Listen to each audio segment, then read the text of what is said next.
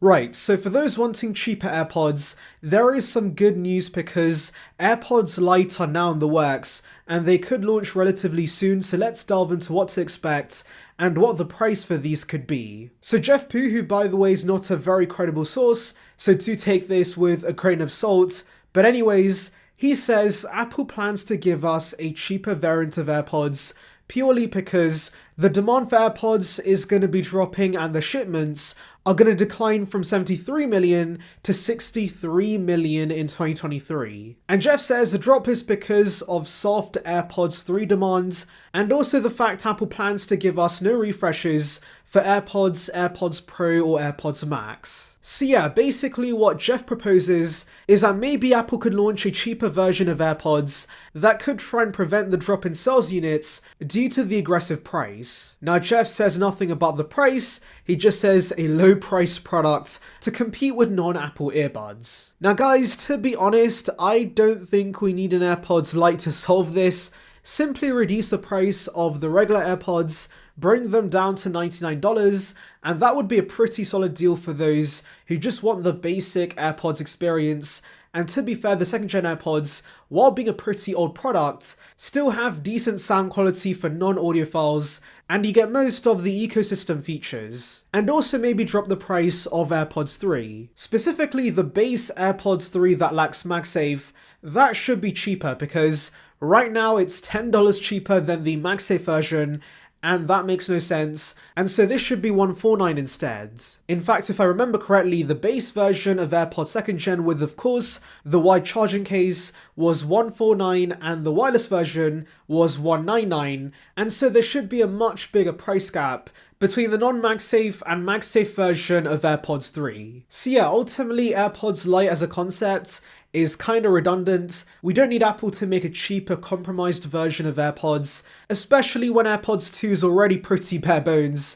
And so yes, reduce the price of those, and those could be the AirPods Lite. And side point guys, another reason why I think this report's wrong is because Apple has never and will never use Lite for any of their products. And yes, Apple makes cheap products, but they don't focus on the cheapness aspect. For example, the budget iPhone is called the SE, which stands for Special Edition, and Apple offers cheap iPads, but refers to them as the base iPads. Since calling them light and emphasizing on the cheapness could put off consumers, and so if Apple was really to give us a cheaper version of AirPods, it would be called AirPods SC, or of course, just the regular AirPods. By the way, I do want to mention another big thing that Apple should do for AirPods to potentially increase sales is give us a trade-in program, because yes, you can sell AirPods privately, but most consumers are not willing to go through the hassle. So like Apple does for the iPhone, the Mac and the iPads, having a trade-in program where of course you get $50 to $100 off new AirPods when trading in your existing AirPods would be pretty nice. And yeah, I've seen the third-party prices for second-hand AirPods, and it's actually pretty good. And so if Apple directly offered those prices and gave us a discount on new AirPods, I think that would increase sales and it would get more consumers to consider the new ones, since they'll be able to easily get rid of their existing pair and of course get a discount. And hey, if Apple really loves the environment, then having a trade-in program and recycling old AirPods would be pretty good PR, I can't lie. Anyways, let's delve into your questions. So Jay Edwards says, hopefully the iPad 11 addresses some of the biggest issues with the 10th gen iPads, mainly the price. If they had priced the 10 at $359 or even $399, it would have been a success, and yes, I agree with that. If it had a lower price, I could forgive the shortcomings, and I do think there is a good chance we see low prices with future budget iPads. Because Apple knows the $329 price is the key component to the budget iPad success, and so much like Apple needs a $1,000 MacBook in the range, I'm sure future base iPads are eventually going to come down in price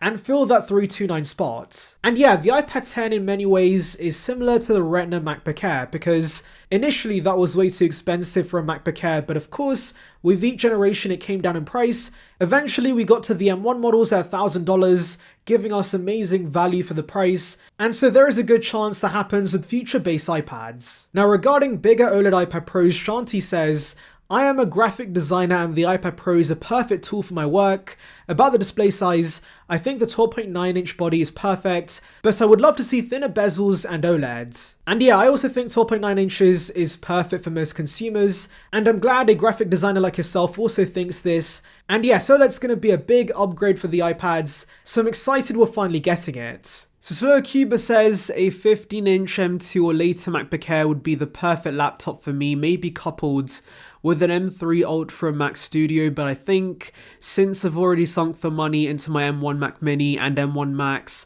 MacBook Pro, still making payments there, I'll struggle on with what I have.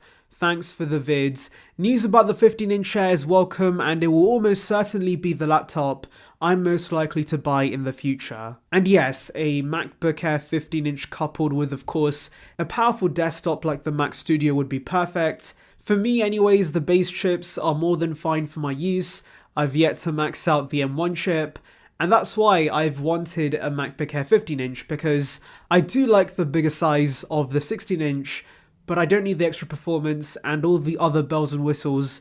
I just want the screen size and the base M2 chip. And yeah, I'm very sure this will sell very well. So at Sightless White says, I really hope this is true. I would love a 15-inch MacBook Air. It would be nice if the 15-inch was able to connect to 2 external displays instead of 1 external display like the 13-inch MacBook Air right now. And unfortunately, this is likely not to change with the 15-inch because it should still have the same internals. It's just going to be a bigger version of the 13-inch, and so all the limitations that has, the 15-inch also gets. So Opus Digital Audio says, do you think the MacBook Air will get midnight and thinner? Well, your first point regarding midnight, I could see that coming to the MacBook Pros, but no, it's not going to get thinner because the thickness of that MacBook Pro does serve a purpose. It needs the ports, it needs that bigger battery, it needs a space for cooling, so if you care about thinness, get the MacBook Air instead. So at Grey Deep says, processing power is enough on the M1, all I want is a big and faster ProMotion screen, and I would upgrade in a blink. Now unfortunately, I don't see Apple giving us ProMotion on this. That's going to remain a Pro exclusive. However, yes, a bigger screen with the base M2 chip sounds perfect. But anyways guys, tell me your thoughts regarding this report in the comments. Anyways, thank you for watching guys, make sure to like and subscribe for the latest Apple news and rumours. Check out the vehicle above on details regarding Apple's new HomePods, and on that note, see ya peeps.